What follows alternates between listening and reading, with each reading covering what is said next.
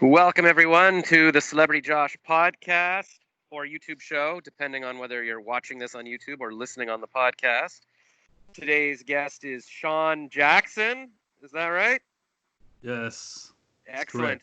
And there's a little bit of noise in the background. I'm sitting on my porch, and somebody's jackhammering their laneway there. So I'll try to cover my mic here, but if it gets too bad, I'll just go inside. I'm staying with my parents for now, and there's hardly anywhere in the house where I can record with some privacy and close to the Wi-Fi. So my apologies.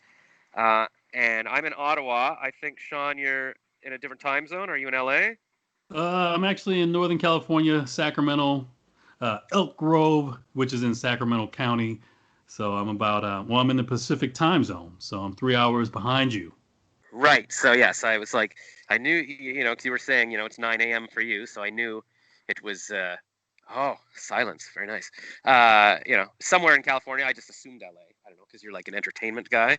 But Yes. here? You know what? Hold on a second. I'm just going to put my phone there. Okay, I just put it on Do Not Disturb, so I'm not getting every Instagram message during this. See, where is it again? Elk something? Elk Grove, it's in Sacramento County Okay. in Northern California. And is that like a beautiful, idyllic place? It certainly sounds nice. It's nicer than most places. Oh man, you're very lucky to be there then. Yes, I am. Every single day, I always joke about California. We get about 300 days of sunshine here. Hmm. So for the most part, you'll get about maybe 2 weeks of, really bad weather, extreme weather, whether it's like really windy or cold or rainy. The rest of the time, it's nice. It's great. It's wonderful. Sun's out, having a good time. Yeah, that's Ottawa's right. It's nice right now, but in the winter it's very cold, which is nice too. It's cozy. You can skate or whatever.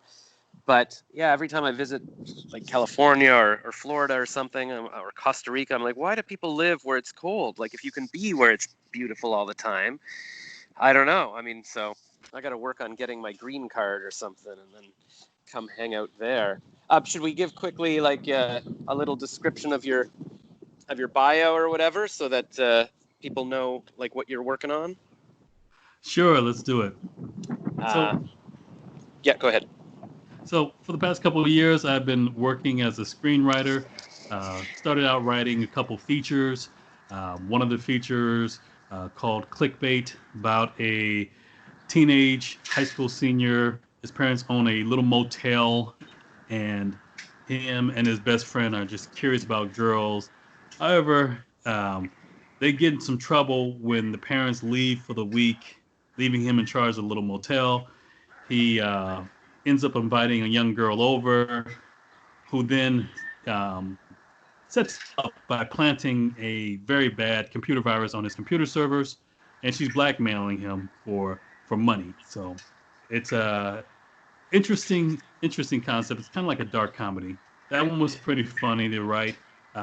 Another one that I wrote was about the insurance industry, called Junk in the Trunk. Young lady, she's working as an insurance adjuster. She's having a hard time with the job, got money problems. She goes out and she's doing her job. She pops the trunk as she's doing an inspection, and she finds, a duffel bag of cocaine. So she decides that she's going to try to sell that cocaine through a friend, get a quick payday. But unfortunately, the people that own the cocaine, they come looking for her, and these are not good people. So that one's Cool. aptly titled. What's that? I feel like that sounds a bit like what was No Country About Old Men? Did you find a duffel bag of money? Or Yes. yeah, cool. That was it's funny. It is a lot like that.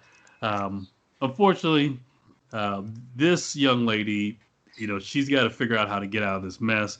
There's nobody that's coming to help her, Yeah. and another good little story. Thought it was really fun to write. Actually, I've got a book coming out. I've decided to write the novel on that screenplay as well. So that'll probably be available for sale on Amazon. Wow. Well, that's good. I've got All an right. Amazon influencer Other page, so I'll things put that it I'm on there. doing right now, I'm writing TV shows. I really like working on TV shows, things like that. And a couple of TV shows I'm hoping to be able to take to the market in June um, are more for the format that Netflix has. It's you get it 10 episodes, you make it so compelling that people can't help but watch all episodes in one setting, making it binge worthy. So Yeah. Wow. That's very cool. This is all especially relevant for me because I wrote a screenplay, I don't know, maybe 10 years ago, and I just remembered it yesterday. I'm like, oh, I never did anything with that. And so I'm fascinated with the screenwriting world. I took a college course, and it took me about a year, I guess, to write this romantic comedy. And I just entered the first draft into a contest in LA, but it wound up winning, and it was sent to all these studios and producers, and the producers sent me notes. And then I just never sat down to do it. So I admire someone with the discipline and the just to sit down and do it and churn these things out. So that's amazing. And yeah, like how do you? Oh God, I got so many questions. Have you always lived in Elk Grove? Is that or is that a new thing? well, I've lived here in the Sacramento area for about 10 years, Elk Grove 5 years. Okay, Before that, I grew up in Houston, Texas. okay, Hot and humid. Oh man, and mosquitoes. yeah. But definitely miss the good cooking. And so And did you after move to? Sorry, go ahead. what's that? Well, after that, I decided to move out here. I just wanted to. I came out here and visited one time, and I just really liked how California was. Houston's very flat, so there aren't any mountains or hills. And when I came out here, I saw the hills and the mountains, and I was like, wow, why would anybody want to live anywhere else? And that's what I think every time, or I visit Santa Monica or something. It's always been my dream. And then I come back here, and even when like 20 years ago when I was working in Ottawa, people were like, why aren't you in LA yet? And then people in Toronto were like, why aren't you in LA yet? And I'm like, I don't know why I'm not in LA yet. So that's very cool that you just decided, I'm just going to do it. And how is it for the industry? Does it even matter where exactly you are? Like, do you need to be in LA for the screenwriting, or it's good enough to be in your area? Well, I go down to LA, and when you go down to Burbank, you see so many different companies. You see their shingles, and you can go there and network much more effectively just being down there, taking in meetings, going to lunches, and just rubbing elbows with people that are actually working in the industry. Hmm. So that's LA is really good for that. However, because of COVID-19, things have changed. Nobody's really rubbing elbows these days. Hmm. Yeah. So, we're doing what we're doing now, and since people are doing more Skype and more what's that Team or these other type of services, Zoom. Zoom, Yeah. it doesn't really matter where you are at that point. You can kind of effectively market from anywhere. Yeah, it's interesting. I guess any question I ask like that has to be, well, it's either relevant to now or it's like, well, I meant 10 years ago. It's like, because everything's kind of different. But I guess things are opening up again now anyway, so maybe things will change a bit. I think people are more like, you know what, we'll just have a lunch from 6 feet apart or whatever. But so yeah, I guess you're like, how long does it take you to get to LA? Do you drive down there for meetings? No, actually, it's actually cheaper and faster just to fly. It's like a little over an hour to fly down Ah, there to Burbank, and one-way flight, $80, depending when yeah. you're going. So I So guess as a screenwriter, it's not like being an actor where you got to go to auditions every day and you need to be in Burbank or in that area. You can sort of do your writing and then come down when you need to drop by or whatever. it really depends on the job. I belong to a writing group, and a lot of things that people don't understand about being a screenwriter is you're working on a lot of these projects that these producers have. So a producer will have an idea and they'll say, hey, I'd like to do a movie about growing up in Ottawa, Canada, and I'd like for you to go ahead and work on this. Well, as a screenwriter, you're going to have to interview them, get an idea of what kind of story they want to have with it, and then you're doing work, and then you send them off drafts or different scenes. They come back and they're saying with their notes, we need this, we need this. Sometimes you could do it over the phone. A lot of times you have to do it in person. And then if they start getting other elements on this project, like for instance, they get Keanu Reeves to star as, Josh. Yeah, It's like, that makes sense. Yeah. yeah, let's get Keanu in here. Now all of a sudden it's like, well, we got Keanu in here, and he wants to change it up, his character, to have a little bit more of an element. So make sure you add some martial arts in there too. Yeah. So you have to pivot really quickly, and a lot of times when you're working on these projects, things change. A producer may come in, and another financier may come in, and they have this thing that they want to be attached to their money. So you got to get that involved in there somewhere or another. Ultimately, as the writer, the successful writers, their mentality is, I'll do what I need to do to get the movie made.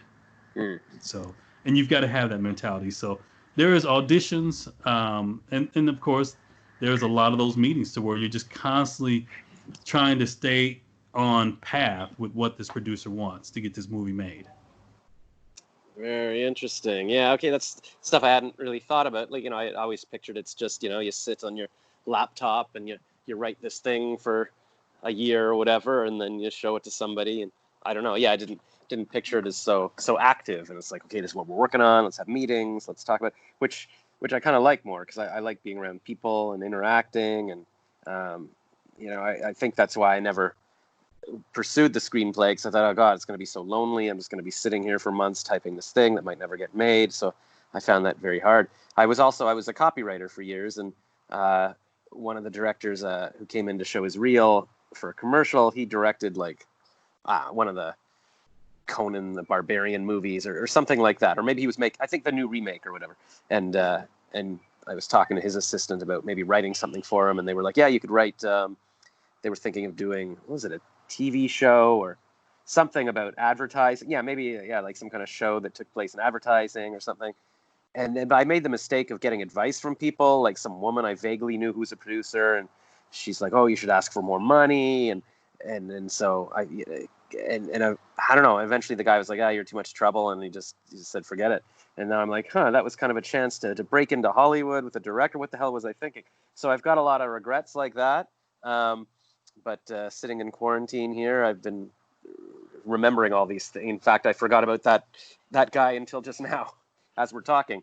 So I'm hoping that I can still pursue things like that and sit down. So this is all very inspiring. How did you get into screenwriting?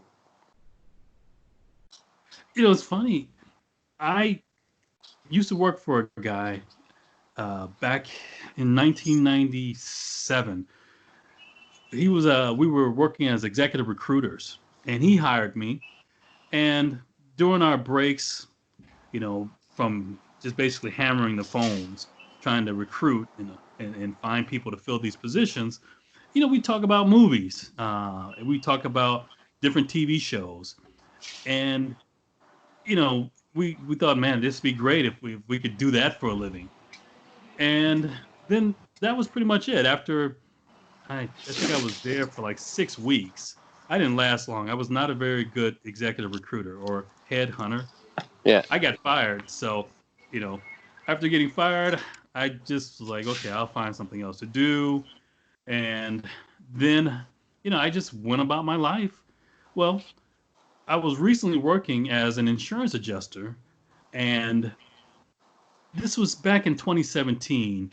I'm out in Denver, Colorado, doing a catastrophe. Wait, did we just fast forward 20 years? Oh yeah. Okay, all right. So you didn't get fired from that and go right into screenwriting. You became an insurance adjuster. Oh yeah. This is economy of time as a screenwriter. You know, you can't just. Yeah, yeah. So But we just fade it to black, and it says 20 we years just later. Okay. 20 years later, here we go. So, Yeah. so now I'm working as an insurance adjuster, and I'm out there in Colorado Springs, I believe. And I'm watching Netflix on my computer. It's, you know, I'm exhausted, tired, sitting back, just there. And I watched the TV show, and at the end of the TV show, the name I just remembered was Bill Dubuque. And I'm like, you got to be kidding me. Is this the same guy I work for? Sure enough, I go to IMDb Pro, and it's my former boss. So he actually went and did something with it.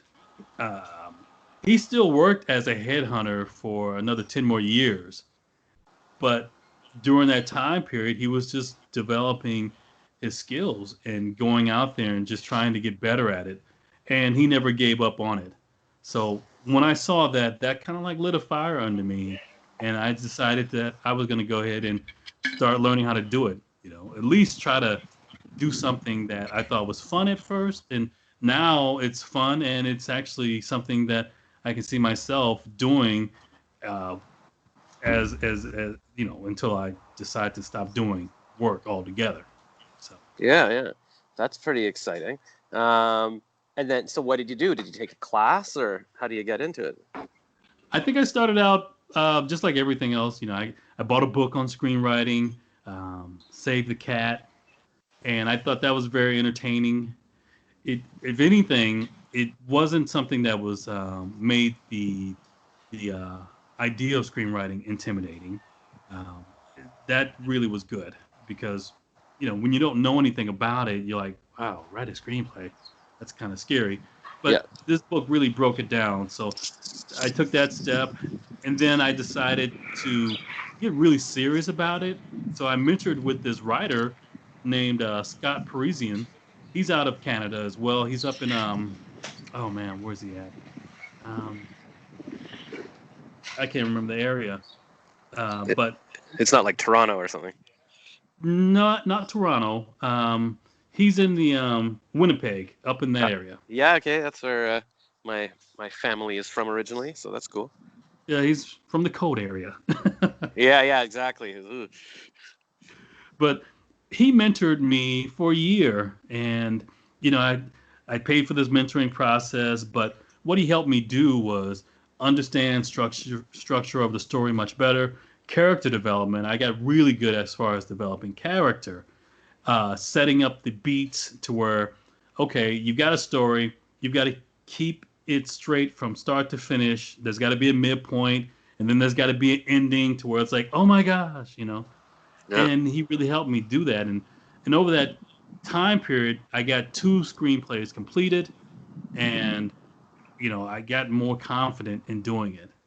Then after that, I decided, you know, I really would like to work in television, and that's when I decided to start learning how to write TV shows. And what I like about television is a lot of people work in a group when they put these episodes out. It's not like how you write a feature.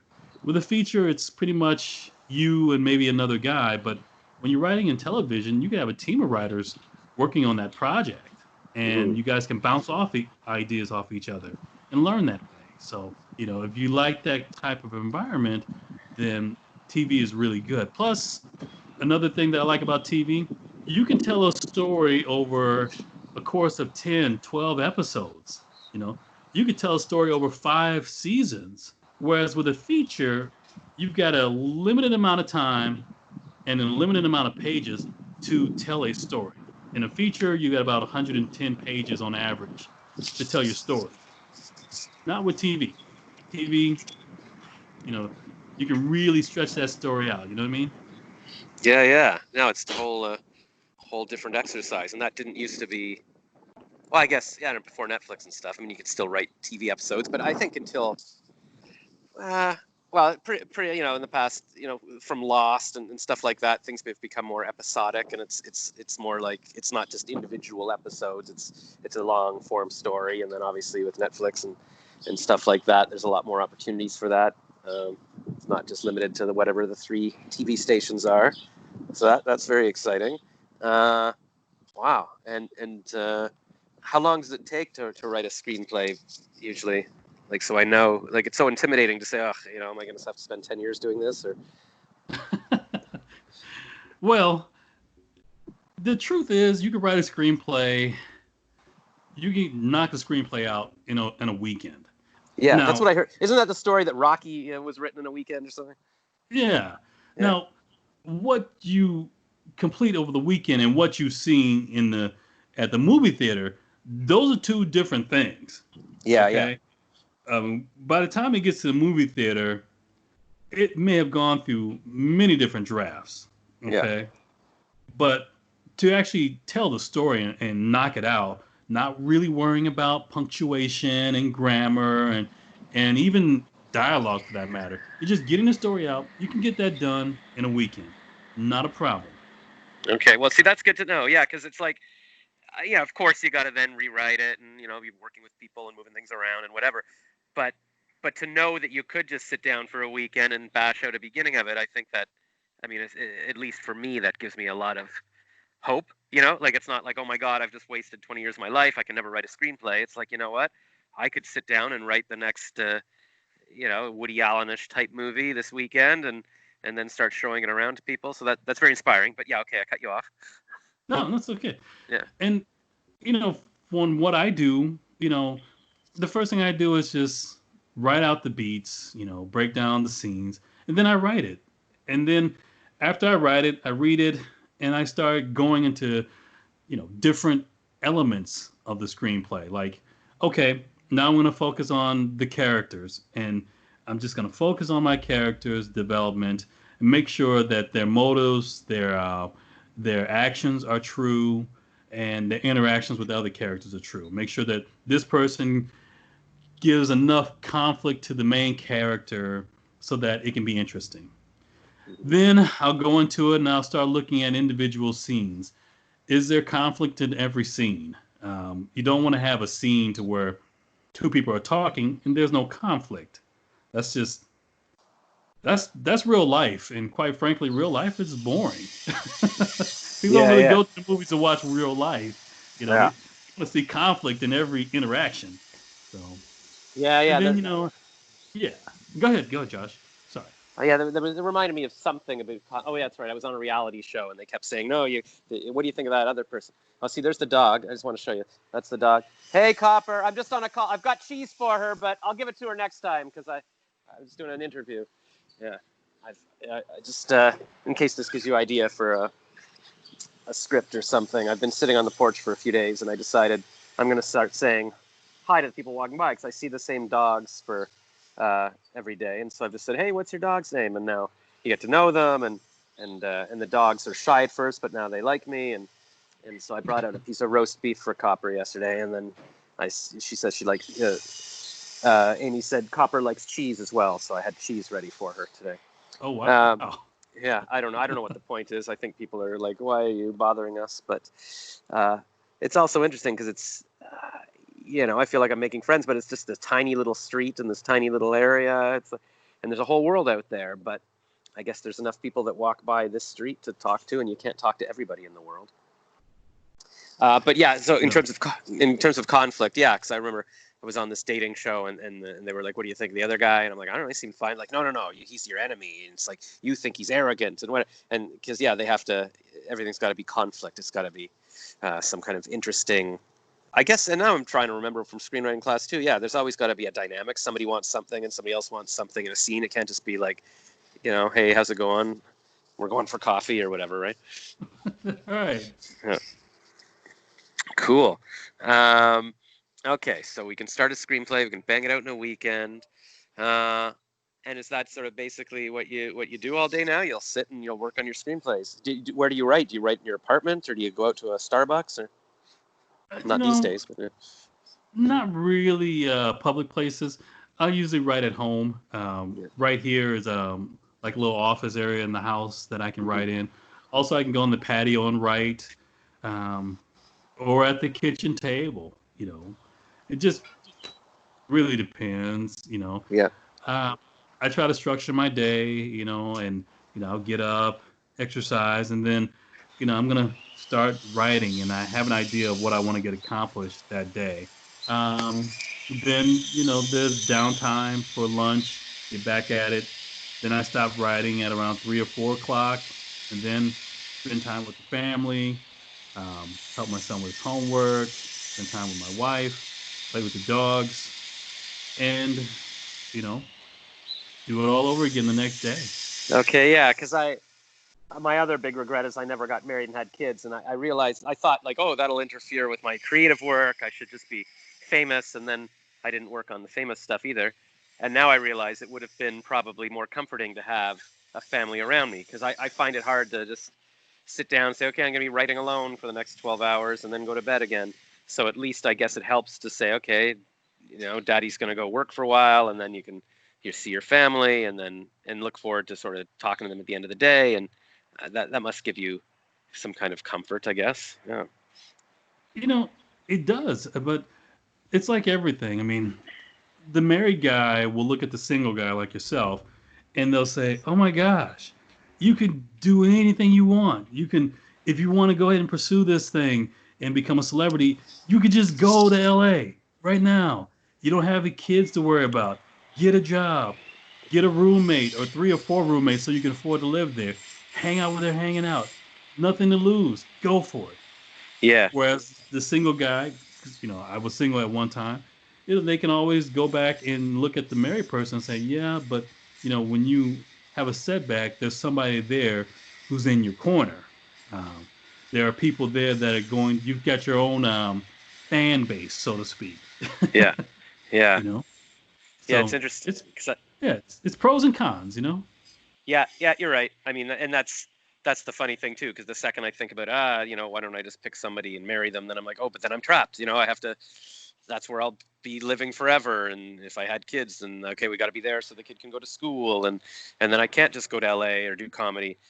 But I guess the problem is I sort of look at both sides, and then I wind up doing neither. is is the interesting, and then you wind up going, oh yeah, well I guess I wanted my freedom, so I never settled down. But then there's definitely a point where you sort of realize, oh okay, well everybody my age is now married or divorced with grown kids, but at least sort of life passes you by. So, but I've been trying to just look at.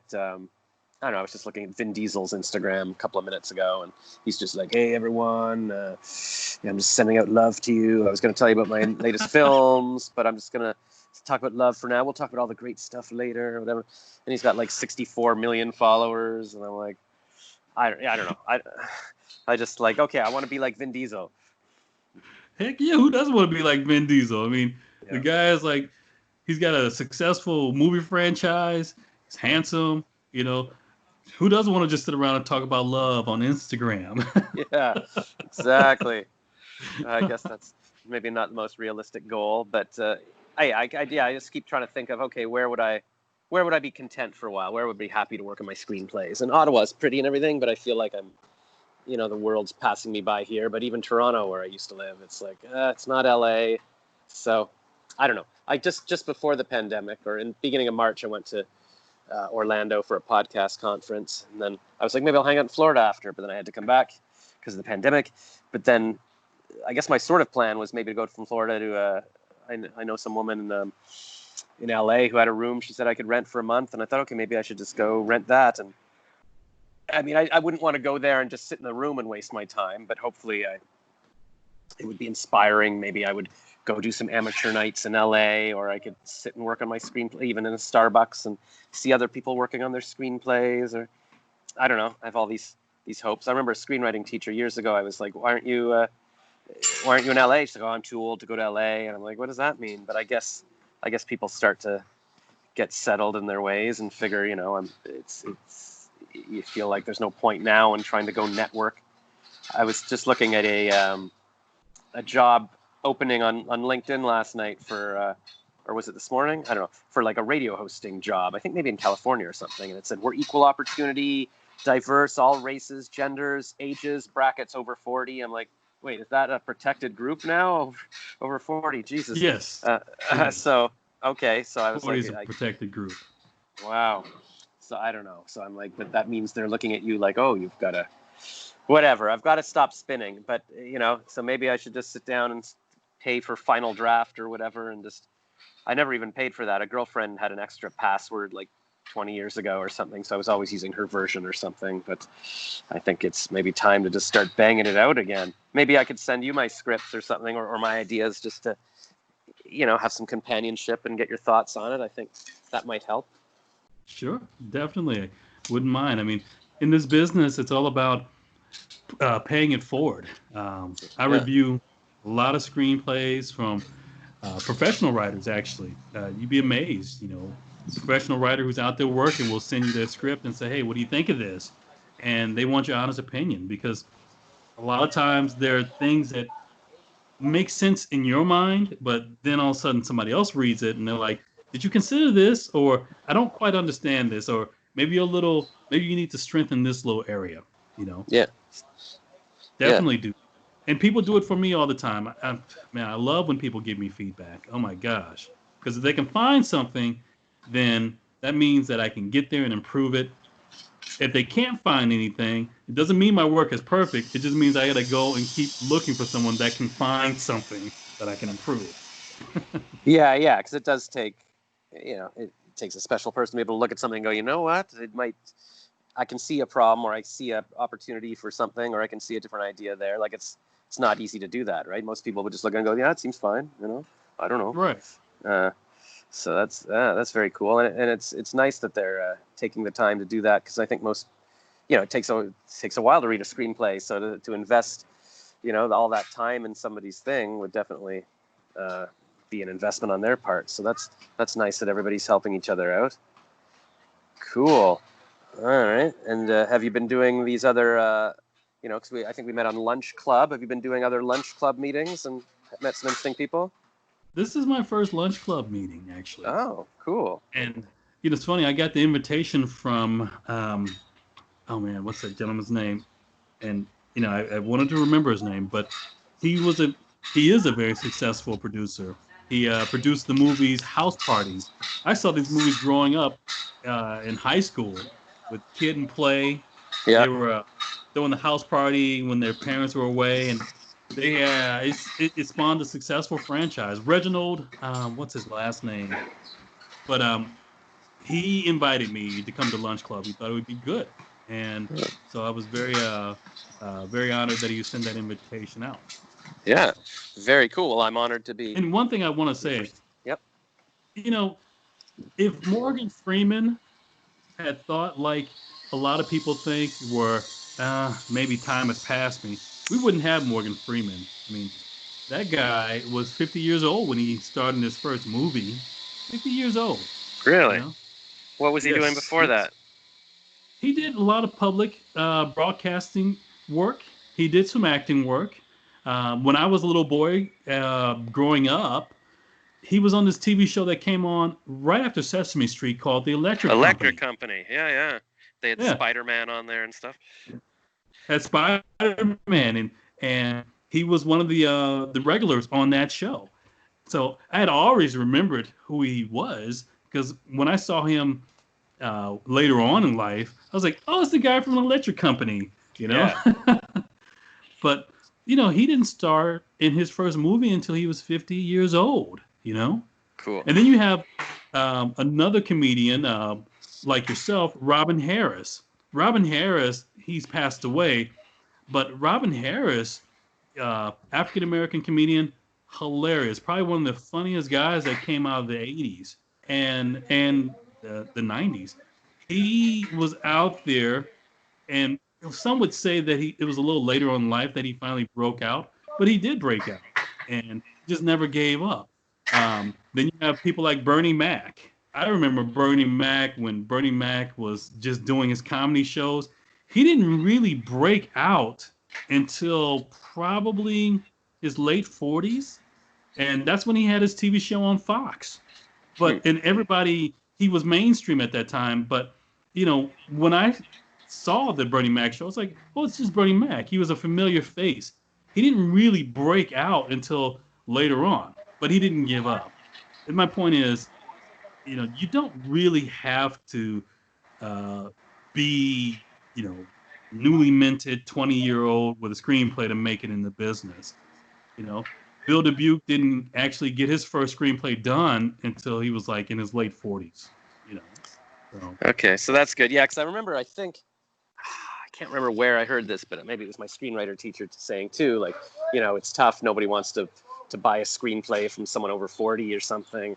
And, at the time I was under 40, but I was like, really? Like, I don't know. But I was saying that to a friend yesterday, and we were like, well, but why would that be? Like, how do people even know how old you are, first of all? And what difference does it make? They're not like, it's just words on a page. So, yeah, I think with the internet now and all that, I think you can build a brand pretty fast, right? You could do something that people like on YouTube, and in a week suddenly have all these subscribers. And I was thinking maybe for my screenplay, I could do things like, I don't know, maybe recording little table reads with people and put that on YouTube, or film little skits or like little scenes from it or something with my phone. Like that would break it down for me into little chunks and give me like immediate gratification rather than just having this script that I have to stare at. So I think there's different ways to do it now too, and to constantly get feedback. And I guess it's just all about being in an environment where you feel comfortable and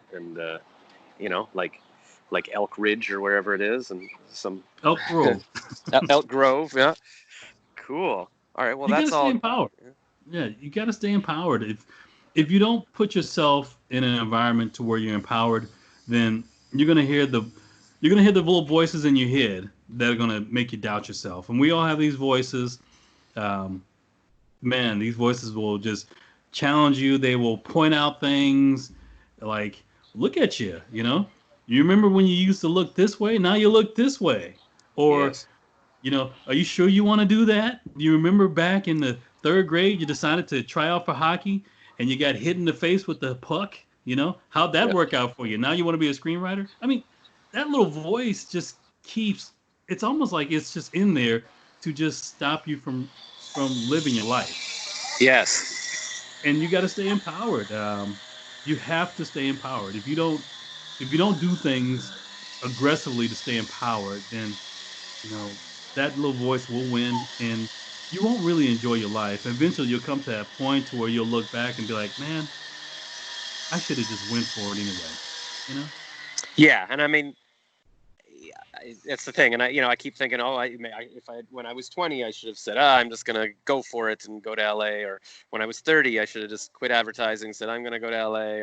Or when I was 40, and I said, I should have just married my girlfriend and we could have gone to LA. Whatever. So, but I guess 10 years from now, I could look back and go, 10 years ago, I should have just whatever, right? So, do you have any tips on how to stay empowered? Like, I wish I was like Spock and I could just flick a switch in my head and go, okay, no more voices. I'm just happily doing my thing today.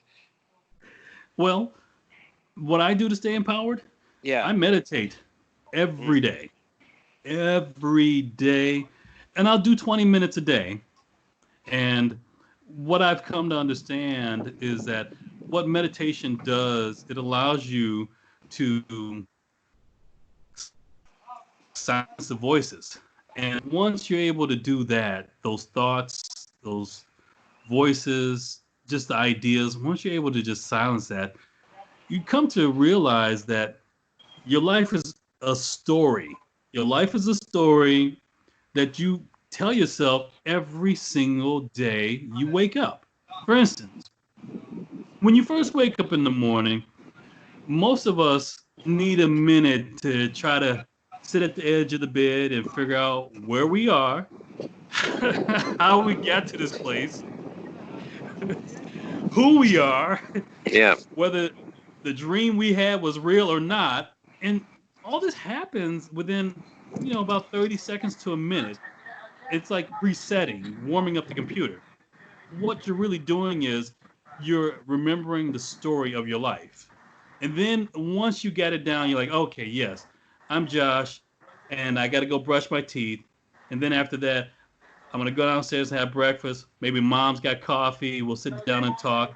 You basically have retold yourself your story. Now, when you meditate, what you're trying to do is detach yourself from that story. All you're trying to do when you meditate is just focus on breathing in and focus on breathing out. And if you can concentrate on just that, you're not thinking about mom, dad, Josh, Ottawa. You're not thinking about anything. You're just breathing in and breathing out. Now, you do that enough times, then you start to see your life as just simply a story that you tell yourself. And then you go one more step further and you tell yourself, you know what? If my life is just simply a story that I tell myself, why don't I tell myself a different story? And that's when you start to become empowered. And then that little voice in your head, once it starts to pop up, you basically challenge the little voice and say, you're just a story. And I know you're just a story because when I go to sleep tonight, I'm going to forget about you. I'm going to be somebody else. I am going to be Keanu Reeves or Vin Diesel in my sleep. And I'm going to have not only, this big mansion, but also I'm going to have women at the swimming pool, and I'm going to have horses, and I'm going to have all these wonderful things because that's the story that I want to tell myself, you know? Yeah. I mean, that's exactly what happens. Like, it wasn't last night, but the night before, like, I had a dream that some girl liked me and was kissing me, and in the dream, I'm like, okay, I think partly I was like, I feel like this is a dream, but I think it's kind of still real. I'm like, can I just get your Instagram name or just give me your phone number? Like, I want to be able to reach you when I wake up. Like, don't. And then I woke up and I'm like, was that a complete dream? But I feel like she was really real. Like, where is she? But, eventually I sort of wake up going, I guess that there's no possible way that was real. And then, yeah, the second I start waking up, like, I seem to do okay. Like, as long as I can eventually fall asleep, I'm okay. But the second, like this morning, I woke up at 6:30 a.m. with the sun or whatever. And I'm like, oh no. Like, I just remembered where I was and what stage of life I'm in. And I just start spinning. And then it becomes this desperate, like, can I try to sleep for another couple hours? But now I'm all stressed. Remember, I was talking to a bartender at the bar under my office building years ago. And he was like, oh yeah, you know what? When you turn 40, like every morning you wake up, you feel like crap. And I wasn't quite sure whether he meant like physically or just mentally. And I think now he probably meant mentally. You start to go, oh my God, my life is over. Like I emailed, I looked up my old screenplay and my emails yesterday to email the producer who made the notes on my script 10 years ago that I never emailed back. And then I also found that I had sent it to this guy, Tim, who was a art director that I almost worked with, but I didn't want to move my agency. So I was like, oh, what if my ex-girlfriend can't find me, or just something ridiculous. And he said, hey, I'm sorry to hear about this guy, David, this producer in Toronto. I was like, what? And I Googled, and like, he just died. I know there's articles about him from 20 hours ago, and it said that he died at 42, and it didn't say cause of death. It just said, let's all be kind to each other. And it just made me think, yeah, that sounds like a suicide. I don't know. Oh, And I don't know. And I'm like, yeah, I get it. So yeah, no, I mean, I totally relate. It's the whole story you tell. I think I've heard that from other people. I don't know if it's Tony Robbins or whoever about, the stories we tell ourselves, and you can switch the story.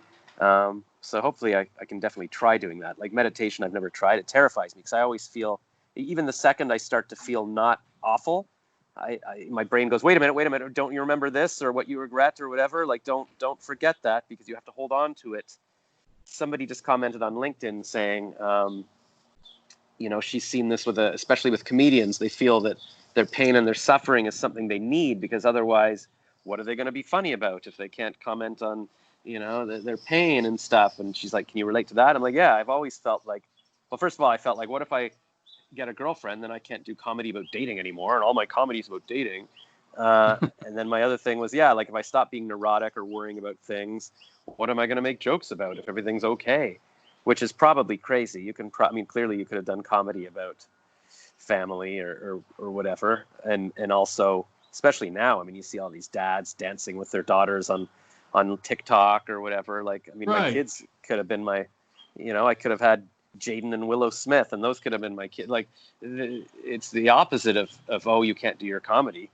So I keep looking for, well, is there anybody single left? Even Leo DiCaprio's having a kid. I'm like, I guess Bill Maher is the only guy I can say, well, he's a single guy who doesn't like marriage.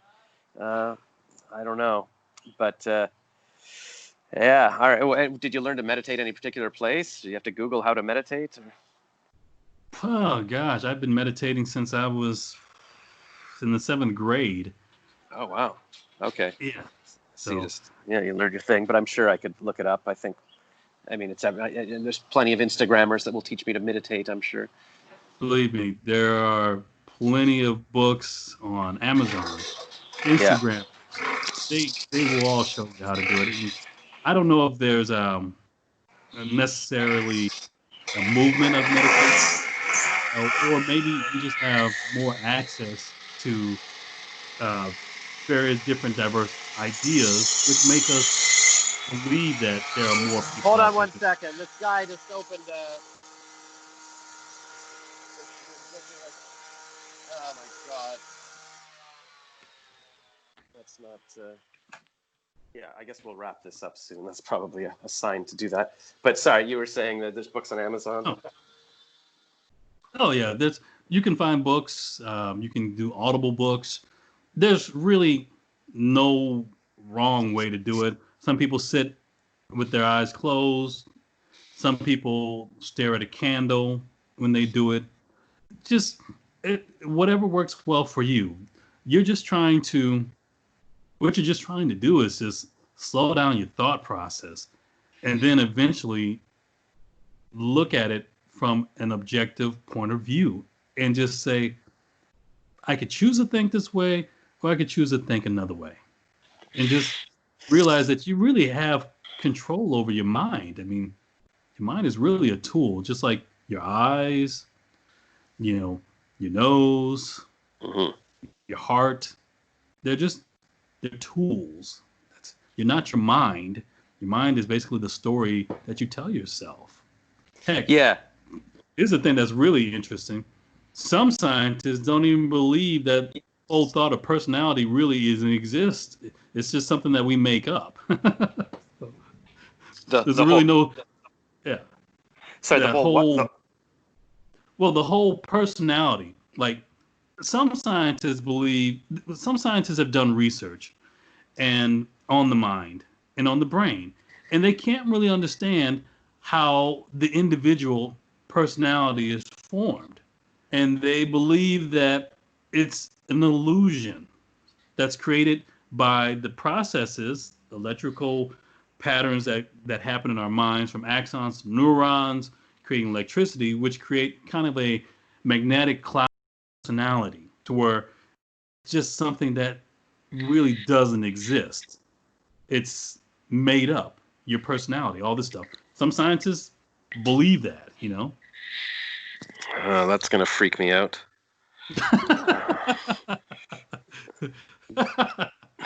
But I can see how you definitely, I keep telling myself, like, for a minute I'll be like, oh my God, why did I go into advertising? I should have been a university professor.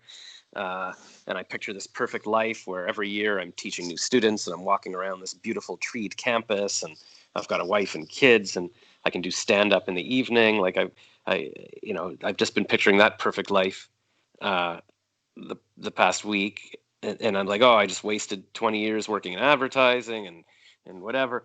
But I guess there's a way I could just flip that and go, you know what? I mean, it was kind of cool. Like I shot a commercial with Leslie Nielsen that I wrote, and I got to travel a bit, and I got to act in some of my commercials, and had fun little exciting things happening, and I did write a screenplay, and I was on TV. Like I've done little things, and I didn't wind up hosting talk radio more after I did it a bit, and then I never got the screenplay made, but it's all little things I've worked on, and I can still keep working on it. And again, anything could change in a weekend, for example. Yeah, like I could, if I sit down and write a screenplay this weekend, I could start contacting to LA people. I could, when the border opens up in a month, I could go to LA. And I think you are able to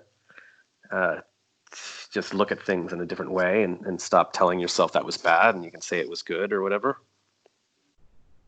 That's what you have to do. I mean, Yeah. Look, if you're telling yourself that you're doing something wrong or you made a mistake, you can easily tell yourself that you didn't do anything wrong and that it wasn't a mistake. It was a learning opportunity.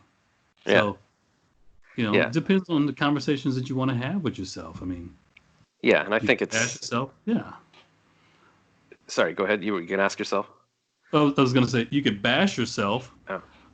or you can encourage and love yourself. You might as well do it, because it doesn't cost anything more than to criticize yourself. Why not just flip the script and swip the Flip the and switch. Yeah, flip the script I'll flip the and just script. start loving yourself? Yeah, yeah. Because even I had a little talk with my dad, saying I should have been a teacher, and he's like, "Well, I don't know why you dropped out of school." I'm like, "I didn't drop out of school. I did my 4-year degree, and then I went to college." And he's like, "Well, I don't know why you didn't keep pursuing that and do your master's." I'm like, "You didn't mention this 30 years ago."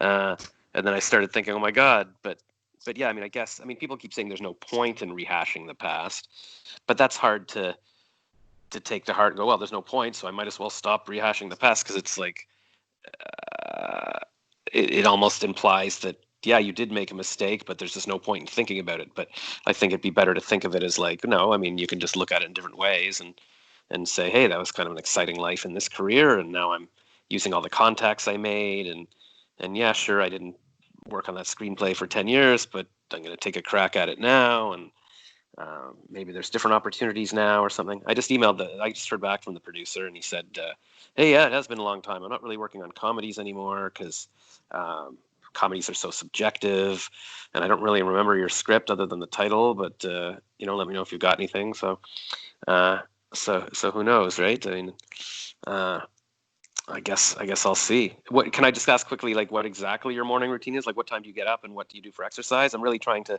break down my life into what I can control. Like I tried to go to bed at 9 p.m. last night, but my dad was watching TV in the basement where I sleep, and so that threw it off. But I'm going to ask my family, like, listen, this is something I want to try doing. Is there a way I can go to bed at 9? So like if I can control that, because then if I wake up at 6 and my head's spinning, I'll have had enough sleep to just get up. So I can just get up and avoid the spinning. And then what do you do? So I get up at 5, then I will sit and meditate for 20 minutes in silence, and I find that that just really just gets me going. At that point, then I can get up at around 5:30 after meditating, and then I go and exercise. Just like a lot of people, I'm doing the exercise videos on beachbody.com. Um, those usually take about 25 minutes to complete.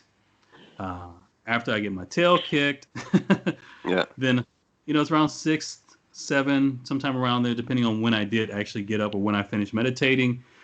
Then have a little breakfast, and it's really light. I find that if I eat something heavy in the morning, it slows me down. I'd rather eat something a little bit heavier later on in the morning. Yeah. Then I'll sit down at the computer, um, and there's always something to do with my writing, like working on episode descriptions, um, developing characters, things like that. And I'll just hit it hard for about 3 hours. A lot of times when I'm working, I'm not really trying to make it perfect. I'm just trying to get it out of my mind onto the page. And then I can come back later on in the afternoon and start polishing it and making it better, you know? Mm-hmm. Yeah, I think that's what we have to do with anything. It's better to just get it down there, just type, just bash it out, and then you've got something to look at and make improvements on. Otherwise, you'll never start. Yeah. Oh, are you still there? Oh, are you still there? I Yes, I don't. am. Oh, sorry. Did you hear what I was saying? Yeah, I was just saying it's important to yeah, just start typing and get it down there, and then you can look at it rather than be like, okay, this is gonna be the perfect thing I'm writing. Yeah. Exactly. And I was going to say this, Josh. You know, if you about what you want to do, if you feel strongly about it, or if it's something that you just keep finding yourself going back to, or you just can't let it go, or it's nagging you, then that's a clear indication it's something that you should be doing. You know, it Yeah. really is.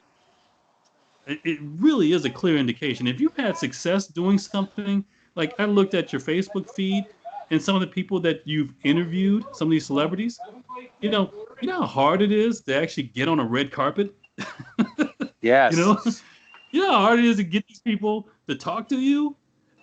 It's not an easy thing, but yet it's almost like it's a gift. It's something that you have the ability to do, and if you had some success in things, you know, you owe it to yourself to just do it. I mean, Yeah. heck, Jim Carrey, he's very famous comedian. I mean, from Canada. Yep. That dude just moved down to LA and was just really gutsy and just decided to just, you know what, I'm gonna make it. And sure enough, he did. So Yeah, yeah, and I guess, and that's what I'm frustrated with. It's like I knew what I needed to do, and I think just in my head when I was like getting right out of school, I was like, well, of course I should get a job, and I knew I wanted to be in radio or entertain people, but so I made like a little cassette tape for the local Ottawa station or something, but it never was always something I sort of half pursued, but and I did the Second City classes and I started doing amateur nights. Like I always got good feedback. Like when I did my first Second City class, after the first 8 weeks, the teacher took me aside and said, you know, you're really talented at this. I never tell people this, but you got to pursue this. And then when I did my first amateur night at Yuck Yucks, like some of the owner said, listen, you're really good at this. You should pursue this. And that was all 25 years ago. And I don't know what I could have done different. I mean, but I probably should have just said, you know what, like advertising is interesting, but it's not getting me where I want to be. And I should just go for it, whatever go for it means. I don't know. I mean, I guess I should have just been writing my comedy or even 5 years ago when I left my job, like another 5 years has passed now when it's like, what have I been doing with that freedom I wanted? And then I sold my condo last summer and it's like, okay, what have I just spent the past year doing? And so I hope I can still do it. I hope it's not a situation where it's like, well, Jim Carrey, when he was 20, just packed up and went to LA and got discovered. Because I always knew that I would want to at least have given something a shot. I'd rather have gone to LA and sort of bummed around and done comedy every night at amateur nights and said, well, it didn't work out, rather than, you know, always wonder what could have been.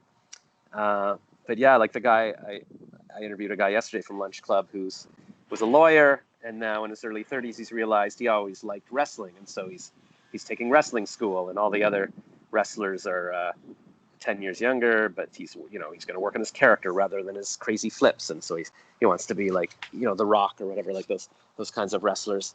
So yeah, at least he's going for it, and he's not going to look back in 10 years going, oh, I wish, why am I still a lawyer? I wish I could have been a wrestler, kind of thing. So yeah, I guess I just got to figure out, maybe it is because, I can't stay with my parents forever, and I'll need an apartment, but it still scares me, the idea of like, oh, I'm just going to get a lease in Ottawa and now sit here for the next year sitting on my laptop. So I think hopefully I definitely, if that's moving to LA or whatever, or finding a way to sort of work there for a bit, I hope I can do that and whatever. But yeah, no, this is all very inspirational, and it's also tough when you have different things. Like it's like, oh, I want to screenwrite, but oh, I like doing comedy, and then you're like, which do I focus on? But then you could wind up doing nothing. So theoretically, you could just say, I'm going to work on my screenplay every day for a month and see how that goes, and then do something else after. I don't know. All right, yeah, because I remember I met with a writer from the Simpsons for lunch years ago that somebody connected me with, and afterwards I was like, I don't know, I don't know if I'd want to, like, I like being the face of things. I like talking to people. I don't know if I'd want to be in a writer's room and just have my name in the credits. But my friend who introduced me to him was like, well, he's got a better life than you. He's got a nice house and wife and makes a lot of money, and he's on, writing for TV. And I'm like, I guess that's true. But yeah, my what I always envisioned was being like a Woody Allen or a Larry David and writing stuff for myself to be in, like, look at me, goofy, weird guy, and then get to sort of work on all aspects of it. But I guess at least to just start putting out content, I've started doing these, just recording these calls, and hopefully people like them, and maybe it becomes something. And the red carpet stuff I really liked. That happened just because I saw a woman on a dating app that looked like she was in town from Miami for the film festival, and her Instagram was in there, so I messaged her on Instagram a few times saying, hey, can I help you on the red carpet? And eventually she got back to me and said, well, no, I've got a friend filming me, but we need a place to stay, because they weren't liking their Airbnb. So I let her and her friend stay with me, and then her girlfriend didn't film the interview with Jennifer Garner. She forgot to press record, and she had been all arrogant, like, you don't need to show me to use the camera. And so this girl said, can you come? Are you a videographer? I'm like, yeah, I can film you. So I just came and filmed her, and then I would sneak off on my own on the red carpet to try to interview people. And the very first person I interviewed, actually, I saw a girl on the red carpet, and she was the sister of an actor. And I said, hey, does she do interviews? And her mom said, sure. So I interviewed her, and then I interviewed the boy. And he plays Will Smith on Lost in Space on Netflix now. So Oh, it's wow. kind of, yeah, so it's kind of my big coup. And then so I did a few more interviews that week, and then the following year I applied to say get my own media pass. They're like, well, you did have a pass last year, but you're not with the TV station anymore.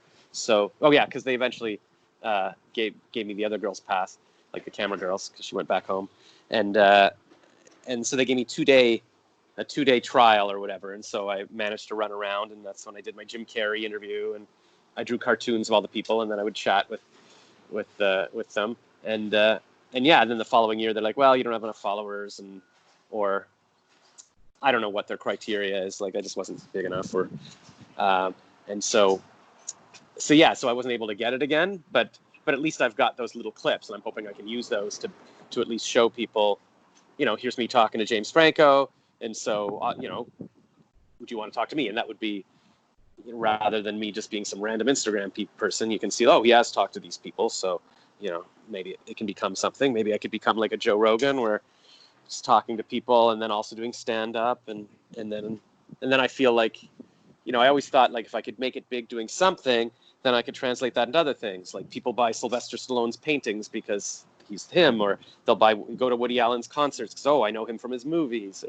So, yeah, it's I guess every day. Like, I also did a lunch club yesterday with this woman who just has multiple creative interests. Just, yeah, sometimes I feel like drawing, and sometimes I feel like working on a song, and so I do different things. So I guess it's not a bad thing to just work on different things, as long as you make sure you're making progress on something and not just working on little scraps of things and getting nowhere.